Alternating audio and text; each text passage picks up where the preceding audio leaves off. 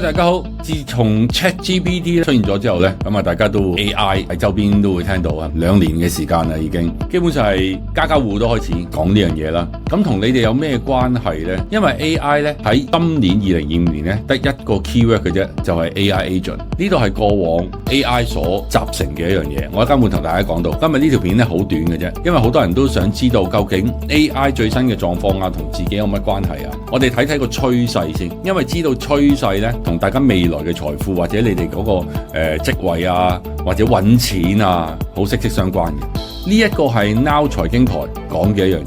頭先有講到嗰個 AI agent 嘅情況嘅，因為如果話即係而家我哋過去呢2個月咧見到呢個 AI agent，即係我哋或者叫做 AI 智能代理咧，同埋個 AI 應用咧，都係成為而家個半導體市場嘅新主題。因為而家越嚟越多即係公司明白到，如果你用 AI 可以慳到個經營成本，用到咧係更少嘅一啲嘅中低級嘅員工，但同時 AI 軟件咧又可以提高到成個生產力咁多。如果你用翻呢個 Salesforce 同埋 ServiceNow 為例啦，佢哋係推出呢個 Agent Force 同埋 Now Assist。簡單嚟講咧就係一個嘅即係 AI 助手咁樣嘅，可以令到啲企業咧減少喺呢一個嘅 CRM 嘅客戶關係管理啦，同埋 ERP 嘅企業資源計劃嘅聘用人手啦。咁我哋見到咧即係兩隻股份其實咧都見到，好似呢個 Salesforce 同埋 ServiceNow 其實已經係連升到4個月同埋第7個月嘅咯。即係就算我哋如果睇翻港股呢一邊嘅啲爆升嘅表，好似係美團等等啦，都話係報告呢個 AI 智能代理嘅。咁樣睇呢個 AI agent 係咪真係一個咁大嘅潛力咧？同埋叫淘汰咗好多一啲嘅可能叫白領嘅工種啦。咁我哋又使唔使叫買呢一類嘅股份做對沖咧？係我諗我哋即係都比較多嘅倉位係放喺呢一啲公司，因為即係 AI agent 係唔單止係一個潛力或者一個 gimmick 咁樣，而係變成係新嘅增長動力。即係對於一啲咁嘅傳統嘅軟件公司嚟講，因為即係 agent 簡單啲嚟講就係佢可以好似一個人類員工咁樣去做唔同嘅嘢啦。咁然後佢係唔係好似以前嘅 Copilot 咁樣係要有個人類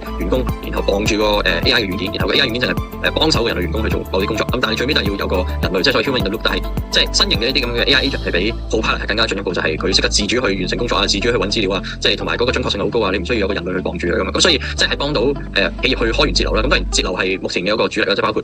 首先提到 Salesforce，我覺得係喺嗰個即係對客嘅嗰個服務，譬如係揾潛在客戶啊，或者有個客戶之後點樣去做售後服務啊，咁佢已經可以接管咗好多人類嘅工作。咁就所以我覺得呢個係一個25年好值得關注嘅趨勢，就係唔單止係 CRM、ERP 或者係有啲垂直行業嘅工種，譬如係金融啊、法律啊，或者係會計啊之類。可能就算以往我哋覺得可能 AI 譬如做一啲複雜推理啊、邏輯運算啊，或者要計數嘅工作，可能係冇咁擅長嘅時候，但係而家即係尤其是即係 OpenAI 有咗呢個 O1 嘅模型之後，其實佢嗰個數理能力已經係即係同人類或者就算係優秀人類都差唔多。咁所以我覺得即係25年會係 AI 軟件去商業化，同埋係即係 agent 去取代人嘅一個好重要嘅元年咯。佢呢度講到咧係 Salesforce 或者係